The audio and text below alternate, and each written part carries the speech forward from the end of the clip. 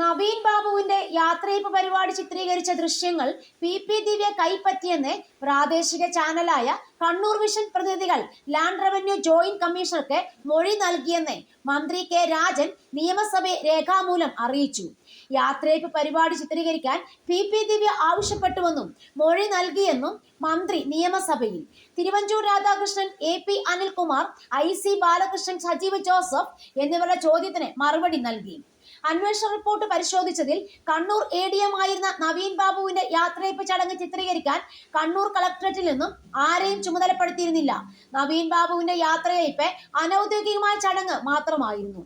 കണ്ണൂർ ജില്ലാ പഞ്ചായത്ത് മുൻ അധ്യക്ഷയുടെ confidential assistant ജില്ലാ കളക്ടറേറ്റിലേക്ക് പലതവണ ഫോണിൽ വിളിച്ച് ചടങ്ങ് ആരംഭിച്ചോ എന്ന് അന്വേഷിച്ചതായി കളക്ടറേറ്റിലെ സ്റ്റാഫ് മൊഴി നൽകിയതായി റിപ്പോർട്ടിൽ പരാമർശിച്ചിട്ടുണ്ട്.